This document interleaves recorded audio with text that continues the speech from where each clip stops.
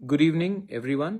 Sorry, मेरा पहला जो फेसबुक लाइव था, the line was internet was unstable, so that's why वो कनेक्शन टूट गया। एनीवे, गुड इवनिंग सबको, नमस्कार। And this is festive season. ये अब दिवाली ख़त्म हुआ है, पूजाज ख़त्म हुआ है, अब और एक फेस्टिव सीज़न आ रहा है। आने वाले दिन में मौसम भी अच्छा रहेगा, और मैं पूरे त्रिपुरा के लोगों को, सबको मेरे दिल से, तहे दिल से I want to wish everyone कि आप खुश रहे और एक दूसरे के संग भाईचारा मेंटेन करके रखें। एंड मैं आप सबको विश करना चाहता हूँ। पिछले एक महीने से बहुत चीज़ त्रिपुरा में हो रहा है, और उस विषय में और क्या क्या डेवलपमेंट्स है उस विषय में मैं आपसे थोड़ा सा आपको इन्फॉर्म करना चाह रहा था कि what is going to be what is been happening in the last 1 month, और आने वाले दिन में क्या होगा। क्योंकि मुझे लगता है कि कभी कभी कुछ कुछ मीडियाज़ सच्चाई नहीं दिखाते हैं, कुछ कुछ मीडियाज़ गलत चीज़ बोलते हैं। तो मुझे लगता है कि सबसे अच्छा चीज़ है कि आप डायरेक्टली सोशल मीडिया के थ्रू अपने लोगों के साथ कम्युनिकेट करें। जो मुझे पसंद करते हैं वो भी समझेंगे, और जो हमें नापसंद भी करते हैं उनको भी मालूम पड़ेगा कि हम क्या करना चाह रहे हैं, और हम किसी के खिलाफ नहीं हैं। एनीवे, चिबाई टू एवरीवन। बहुत लोग इतने दिन से अपेक्षा कर रहे थे, और मैंने मीडिया में भी बहुत चीज़ सुना है और देखा है। सबसे पहले जो वायलेंस हुआ कमलपुर में, शांतिर बाजार एरिया में, वो मुझे भी बहुत ख़राब लगा, मुझे बहुत दुख लगा।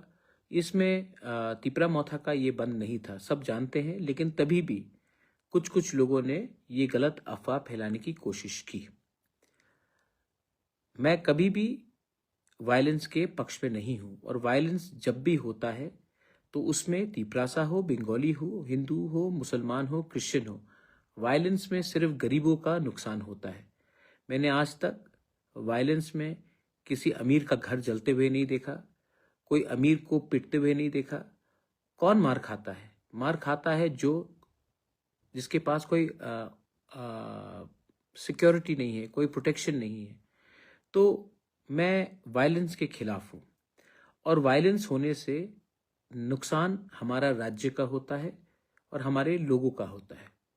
तो ये मैं पहले से ही बोलना चाहता हूँ कि ये बात बहुत क्लियर है कि मैं वायलेंस के पक्ष में नहीं हूँ, और होना भी नहीं चाहिए।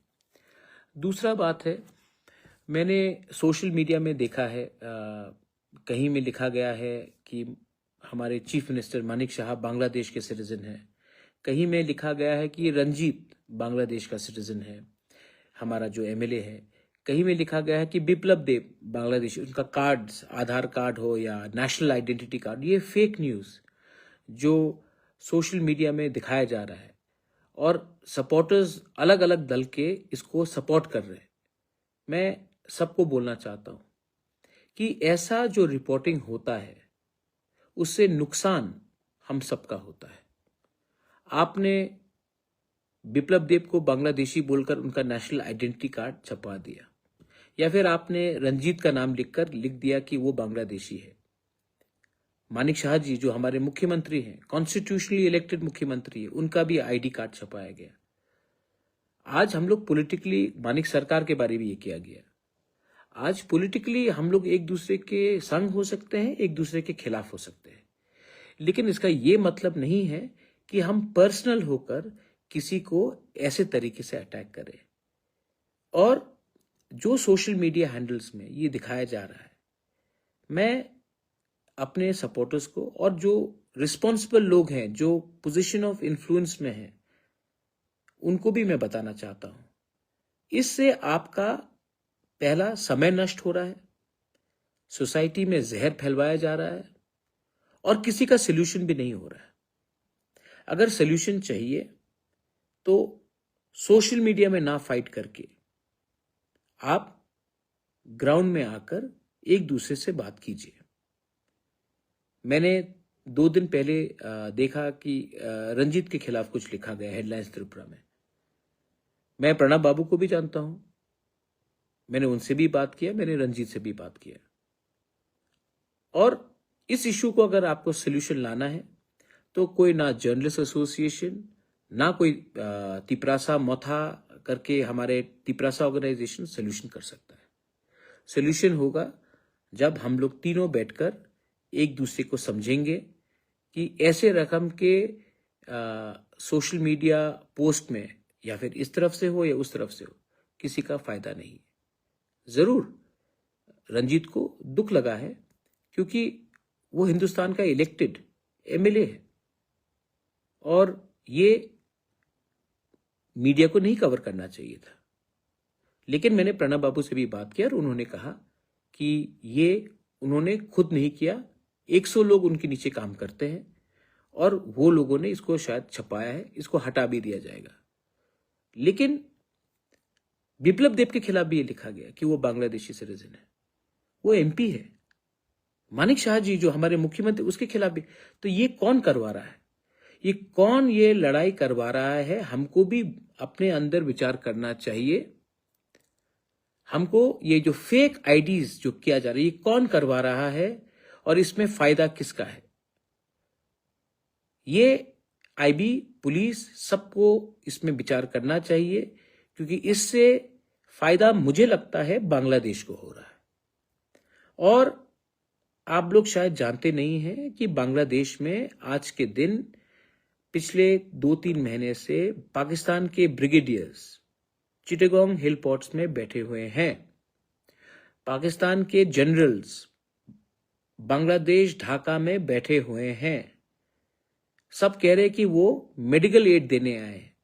मेडिकल एड देने के लिए कोई डॉक्टर आएगा, ब्रिगेडियर और जनरल नहीं आएगा, लेकिन ब्रिगेडियर और जनरल आ रहे हैं। और मुझे लगता है कि जब अगले साल पाकिस्तान में, बांग्लादेश में इलेक्शन होगा फरवरी-मार्च में, तब एक एंटी इंडिया सरकार बनेगी। ये एंटी इंडिया सरकार जब इंडिया के खिलाफ कुछ करेगा, वो मुंबई में कुछ नहीं करेगा, वो दिल्ली, राजस्थान, उत्तर प्रदेश में कुछ नहीं करेगा। उनका पहला लक्ष्य होगा बंगाल और नॉर्थ ईस्ट। और नॉर्थ ईस्ट में सबसे पहले आसाम, मेघालय और अपना त्रिपुरा में आतंक फैलाना, जहर फैलाना और कम्युनल डिस्टर्बेंस करवाना। तो इस समय पॉलिटिक्स से बड़ा नेशनल सिक्योरिटी है।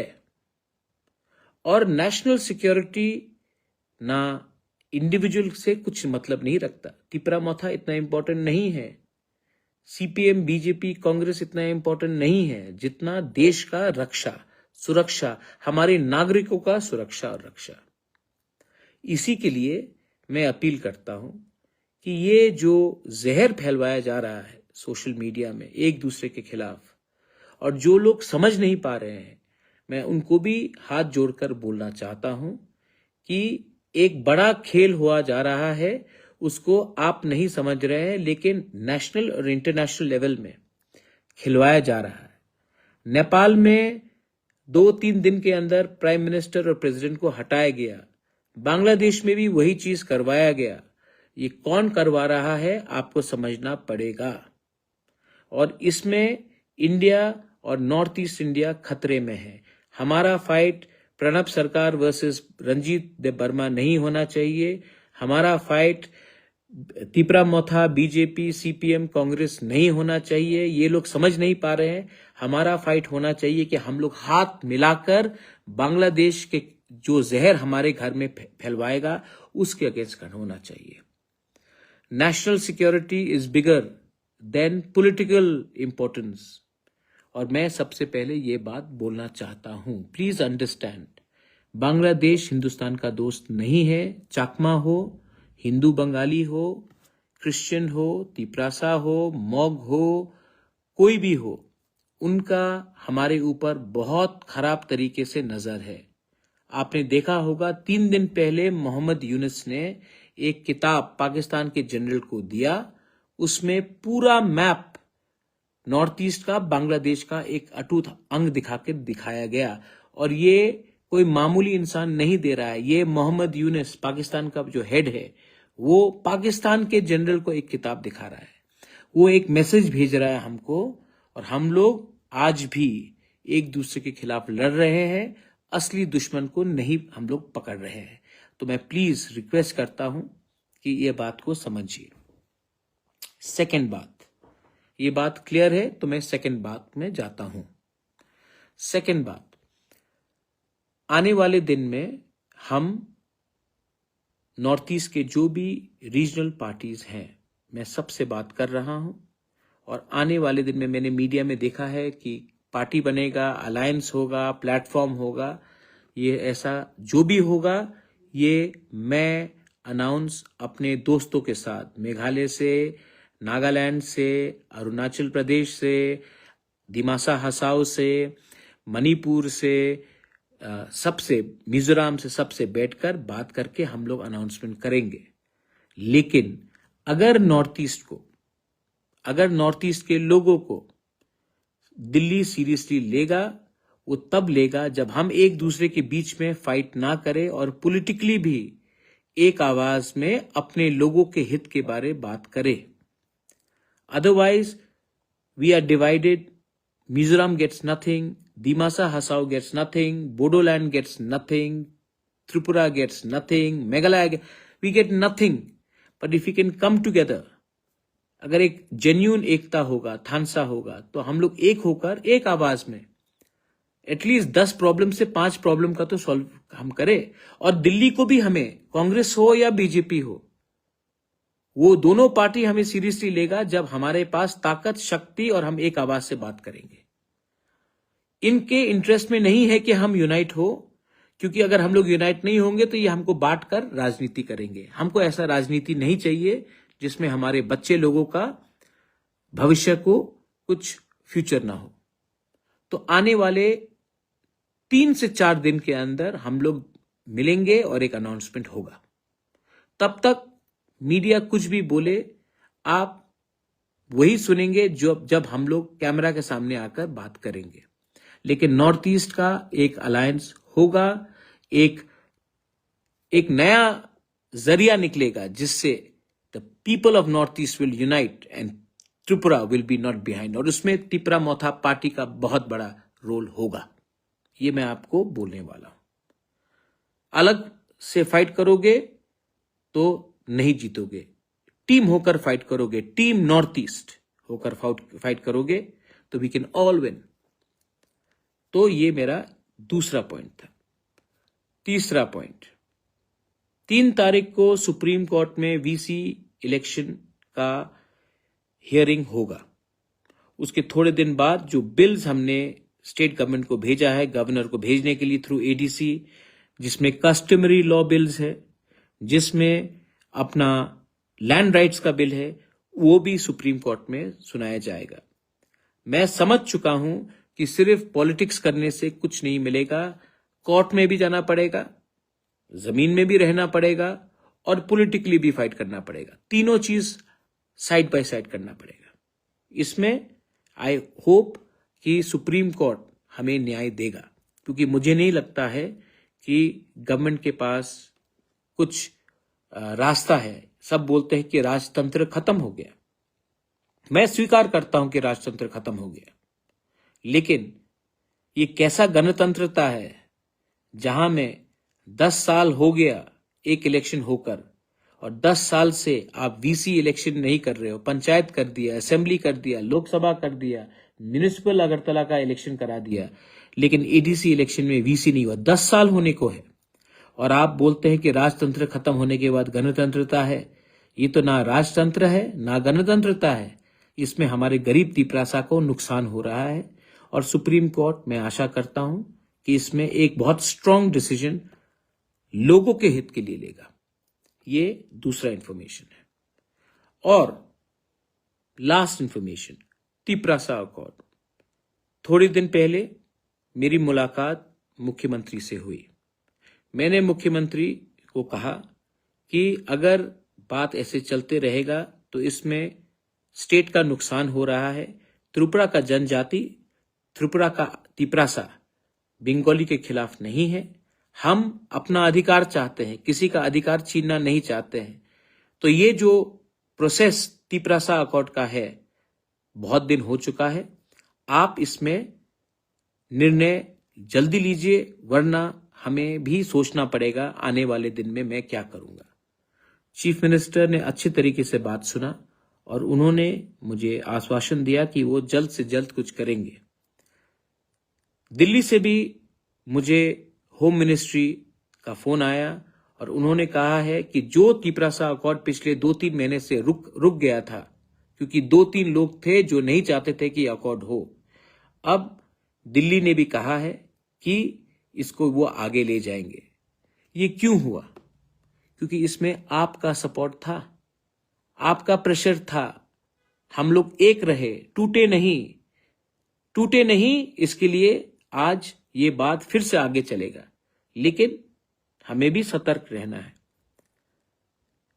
ताली इतना जल्दी नहीं मारना है, खुशी इतना जल्दी नहीं होना। जब तक नहीं होगा, हमको अपने तरफ से एक रहना पड़ेगा, सतर्क रहना पड़ेगा और दरकार हो तो प्रेशर भी रखना पड़ेगा।